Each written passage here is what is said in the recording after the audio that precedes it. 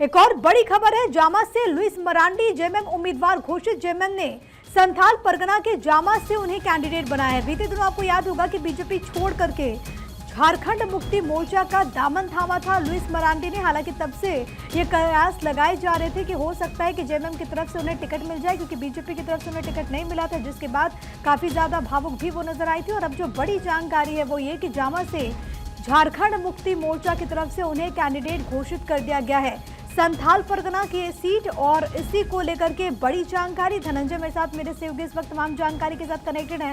Dhananjay, Louis Marandi को जामा से JMM ने टिकट दे दिया? जी हाँ, देखिए लुइस मरांडी ये 5वीं लिस्ट जेएमएम ने जारी किया है और जेएमएम ने जैसे ज्वाइनिंग किया था उसी समय संकेत मिल रहे थे कि लुइस मरांडी जो पूर्व में बीजेपी से मंत्री थे रघुवर दास की सरकार में, जब उनकी टिकट दुमका से काट कर सुनील सरन को दिया गया था तो वो बीजेपी से नाराज होकर जेएमएम में मुख्यमंत्री से मुलाकात की और जेएमएम की सदस्यता ली। उसी समय ये कयास लगाए जा रहे थे कि लुइस मरांडी को जामा से सीट दिया जा सकता है।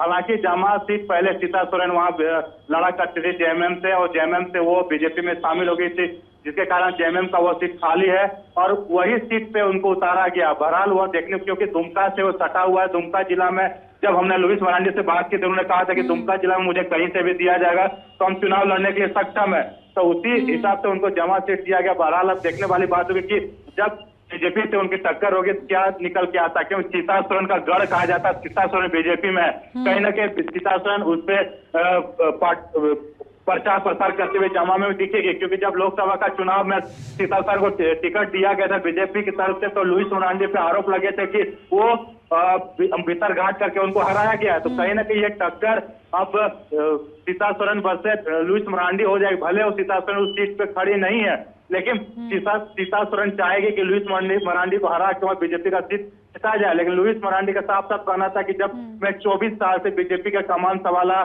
जब हेमंत सोरेन को वहां से हराया और जब बीजेपी का झंडा वहां परचम लहराया था, लेकिन मेरी सीट काटने के बाद ये दर्शाता है कि महिलाओं पे सम्मान नहीं करती। ठीक है, ये तमाम बातें लुइस मरांडी ने कही थी। हालांकि अब देखना होगा कि चुनावी मैदान में उनकी जो बातें हैं वो आम जनता तक कितनी पहुंचती हैं। मुकाबला जाहिर है कि संथाल परगना में बेहद दिलचस्प है। बहुत धन्यवाद आपका तमाम बातचीत और जानकारी हम तक पहुंचाने के लिए।